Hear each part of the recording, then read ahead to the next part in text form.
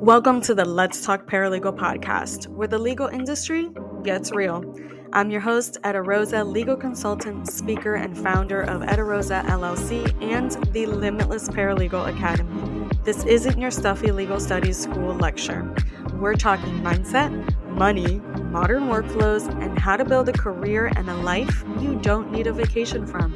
Let's cut the fluff, raise the bar, and change the game one conversation at a time. If you like what you hear, feel free to share and send us your feedback. Now let's talk paralegal.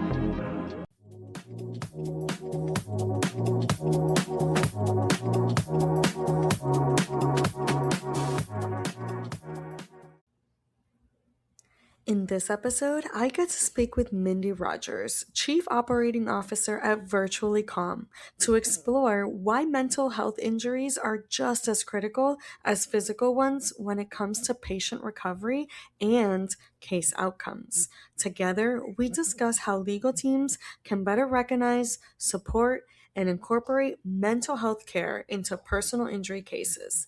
Listen in for more.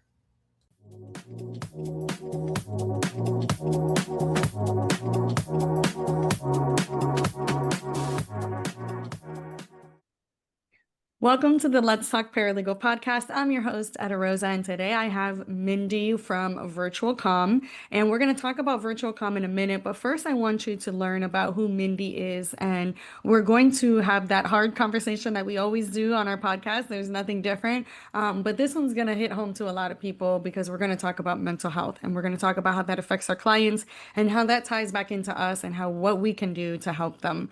But before we get into all that, Mindi, please introduce yourself to the audience so that they get a chance to learn about you versus everything else that's going on. Well, thank you so much, Rosa. And thank you so much for having me today. I really, really appreciate it. Eda Rosa. I'm so sorry I said Rosa. Eda. It's okay. Everybody does it all the time, so it's not a big deal. Thank you for having me today. I really appreciate it. So my name is Mindi Rogers, and I'm with Virtually Calm. I'm the Chief Operating Officer there. And I have been in healthcare for about 30 years. My background is in health information management, and I started in acute care. So I was in a hospital setting. And while I was there, I found that I was drawn to the psychiatric mental health side of things. It was just more interesting to me. It was important to me. And so I was lucky to find a job in that area, and I've been in that area ever since. Wow. And I'm married. And I have one son that is in college. Oh, may I ask, what does your partner do? I always like to know kind of how that meshes together. My partner is a salesperson. Oh, wow. Yeah, it's kind of an interesting combination. But yes, we balance each other out, I'd say. I love that. I love that. Yeah, that's why I always like to know, like, what does the other person do? I just want to know. It's just very intriguing on how these two professions kind of mesh together under one household. So it's very intriguing. It's my little 7-year-old self just jumping up for joy.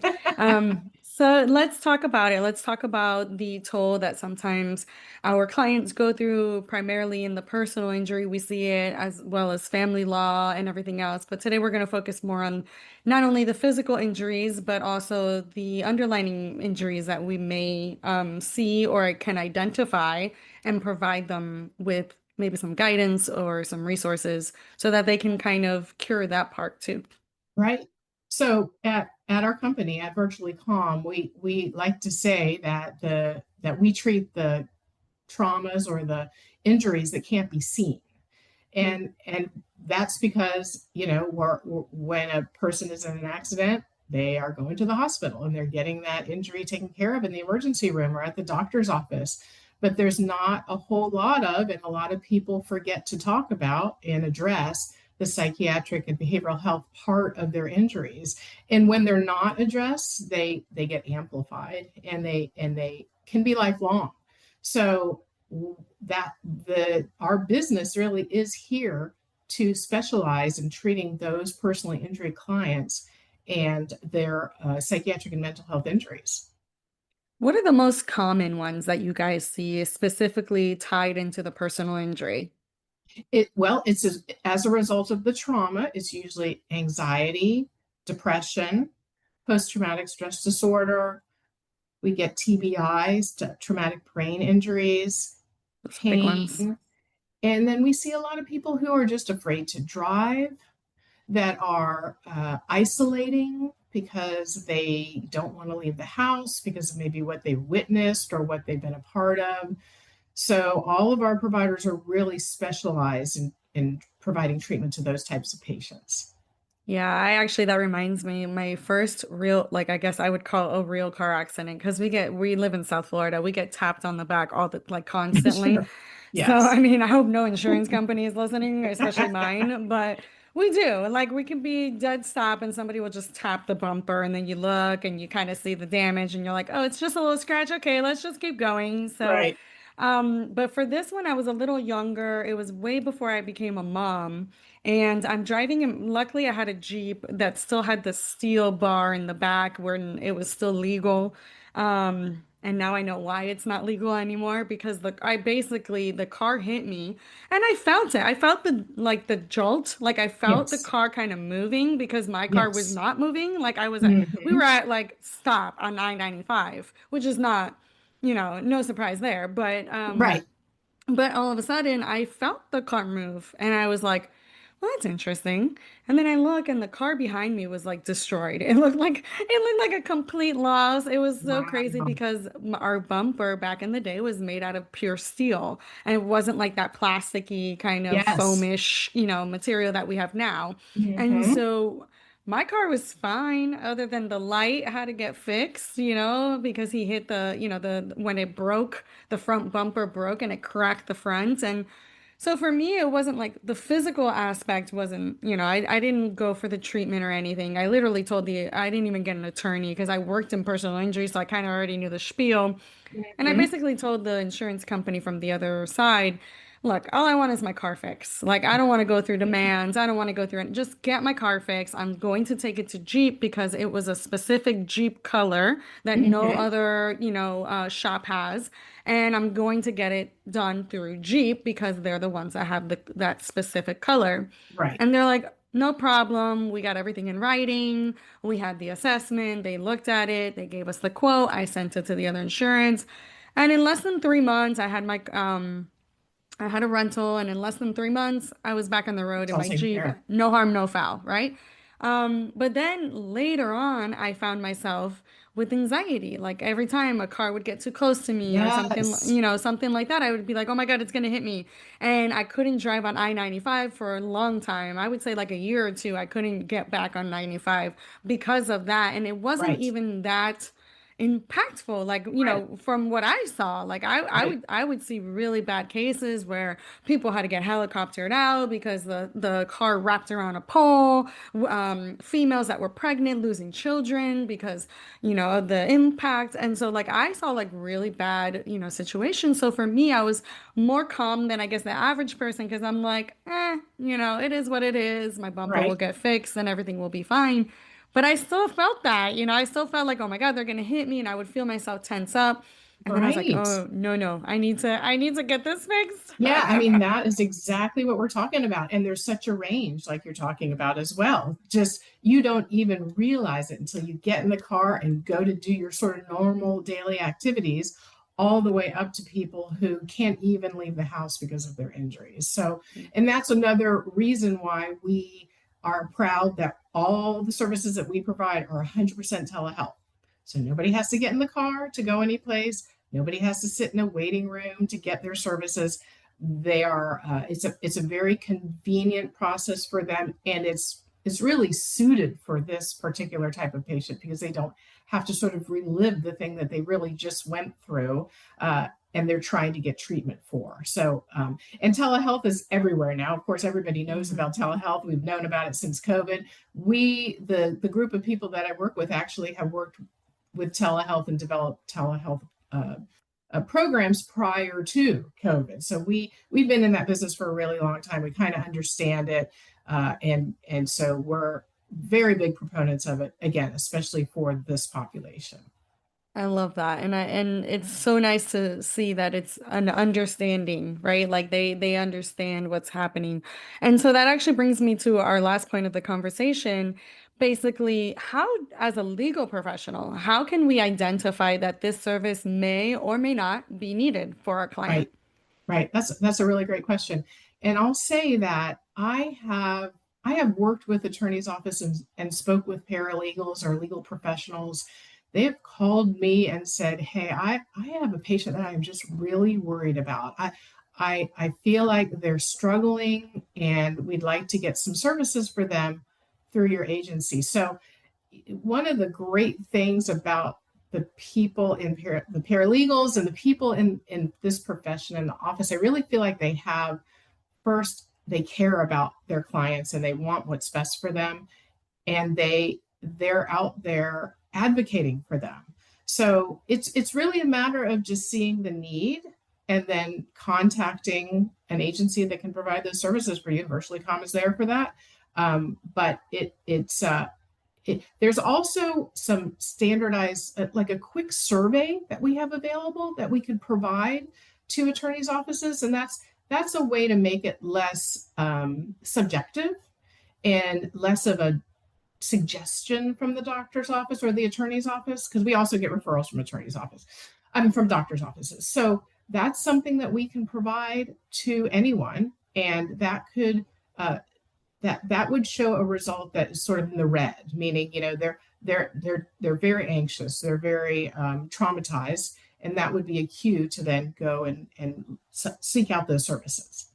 Yeah, absolutely. If you can provide that so we can add it to the Absolutely. description box, Mhm. that would be amazing because I'm sure that would be a really great resource, which actually that's how we end our episode. So that's a great resource that we can provide to our legal professionals that may not be as in tuned, right? Because Mhm. another thing about mental health, I know especially in our generation, millennials and before, mental health wasn't really something that was spoken about, that was advocated on. It was more about, oh, that's just for the quote unquote crazy people. No disrespect in any way, but that's usually Right. the language that was No, used that was the around, stigma. Yes. around, around mental health. And oh, that's only for people that have really bad issues, or that's for people that are bipolar or schizophrenic or that have serious, issues, kind of like later on it started evolving. And then it's like, no, this is an everyday tool that you can use as needed, right? That's why we have telehealth and that's why we have other programs like BetterHelp and all these other people. And not that I'm Yes. advocating for anyone, none of this is Right. sponsored. I want to use that disclaimer. But there is a lot of telehealth, a lot of access, right? Because another issue Yes. was that the health insurance doesn't cover Yes. mental health a lot. And if it does, it's very minimal. It's only Right. about 8 sessions or something like that. Not really enough from what I'm gathering, because between my best friend and my sister, they're both therapists. And so from what I'm gathering, it's not enough for them to actually make a real evaluation and to get them the help that they need if they Right. need to move forward with, let's say, prescription medication or Yep. further deeper treatment, right? Because now they Hmm. have they have this other treatment that actually my other sister works in, TMI, is it TMI or TIM? I'm not quite sure what it is, but it's basically where it hits the neurology, where you go in and they hook you up to a machine and they hit your Oh, neurons and it yes. works on the neurological Yes. That's a aspect kind of a of. biofeedback type of a thing. Yes, yes, yes, Yes. yes. And so she works with a company that offers those type of services That's for great. personal injury, family law, or anyone really at this point that needs it. Um, and so there is a lot out there, is kind of what I'm trying to let everybody know. There are a lot of resources out there that can help us, especially as legal professionals. I always Hmm. consider ourselves community servants, and we are those Yes. advocates that are so Yes. needed right now, especially in this kind of narrative and temperature that the United States specifically is going through, whether it's through politics, through policies, through the innovations and changes in our legal industry. There's a lot going on right now. We're going through a lot of changes, a lot of dynamics, and so even check in with yourself sometimes. Like we're Yes. very quick to say, hey, I think you need therapy, or hey, I think this resource will really help you. But also a self check-in never hurts anybody. That's right. Always be self-aware of yourself as well, because that's what's going to make you a better professional at the end of the day. And that's what's going to set you apart because I remember that I used to do this way before virtually calm. I used to have a list of therapists that were able to provide the services that we needed on my desk. And every time that I worked in real estate, and unfortunately, I worked for the banks. And so I say unfortunately because usually that tends to be that we're taking away the home. We're not providing you the Oh, home. And right. so they were coming to me, and you can tell that they were in disarray and that they were in this, they're Full taking of away anxiety. basically their home, Yes. right? Like they built Yes. a family there, and a home sometimes is more than just four walls, a roof, and a floor. And so I always had a list of therapists, and then I took those lists and I put it into personal injury and family law, and I kept going with it, and I kept Oh, adding and subtracting mhm. accordingly. And I always provided that regardless of what side of the law I was on, right? What side of the case I was on, because for me, mental health, I didn't grow up with it. I was part of that family where it wasn't very, celebrated, Same, and same. it is what it is, right? And the funny enough, my father actually had a psychology degree. Oh. So I thought that was, that was the irony of it all. Very Right. intelligent, my father was very ahead of his time, I always say, but when it came to that, he was very blindsided. And so, unfortunately, that's what we do, right? We like to put blinders on ourselves. But yeah, so, don't be afraid to offer these services gently, have a conversation with them, use the survey as kind of like a tool, build on that Yes. survey, maneuver it, especially Right. if you run a multilingual law firm. Like I usually Yes. worked at a multilingual law firm where we had a lot of Creole speakers, a lot of Spanish speakers, and now there's a lot of Portuguese Yes. speakers that are coming in, especially in Florida. We're Yes. getting an influx of Yes. Portuguese and Brazilian workers. And so understanding the dynamics and kind of the fluency of it all is really important for us to kind of take on I know it's like another task. Sometimes we feel like it's another thing we have to do. And I totally completely understand that mindset, but we have to kind of get away from that mindset. That's the purpose of this podcast, is to kind of reframe and refocus on really what's important. And what's important right now, especially in this current narrative and beyond, is our clients. We have to take That's care of them, all of them, every aspect of them, however we can. If we know they're yes. struggling financially and you know someone that can help them, go for it. If they're struggling mentally, offer them, resources. We are an information desk, right? We have to That's be the right. guiding light in this pivotal moment in their life, regardless of what they're going through. We're not going to That's right. know our client more than us. Like nobody's going That's to know right. them, especially.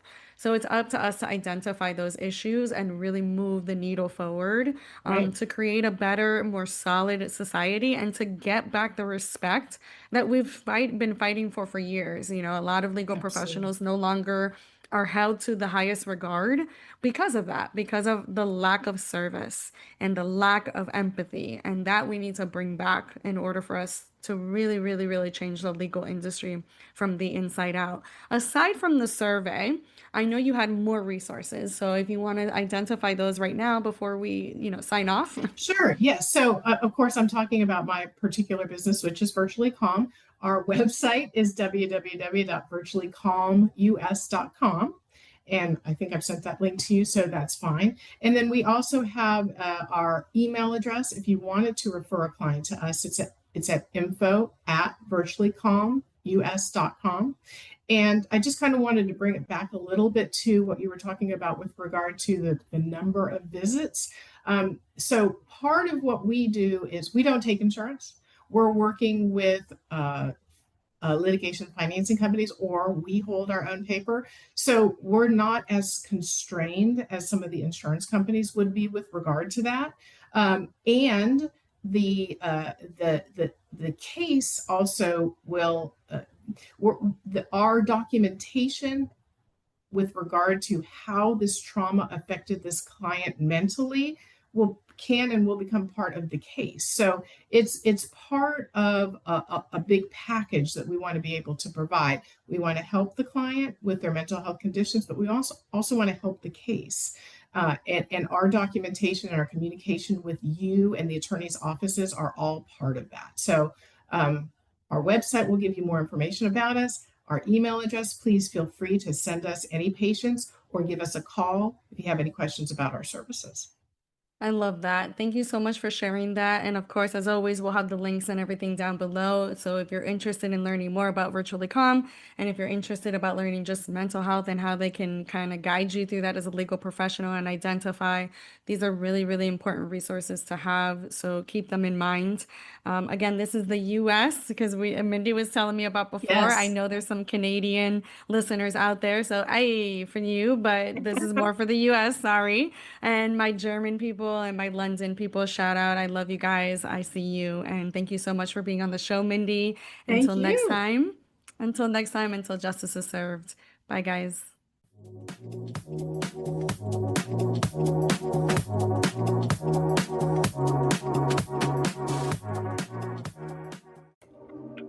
Hey Legal Pros, are you ready to stop playing small? The Limitless Paralegal Academy is officially open, offering powerhouse courses, real-world tools, and expert-led training to help you build the career and life you actually want. We're not stopping there. The Limitless Paralegal Tour is hitting the road. We're bringing the mindset shifts, career strategies, and community straight to your city with epic speakers, actionable sessions, and zero boring PowerPoints. This isn't your average CLE. This is your legal career reimagined. Join the Academy, meet us on tour, become the legal pro everyone remembers. Visit limitlessparalegals.com to enroll and grab your ticket now. Be bold, be brilliant, but most importantly, be limitless.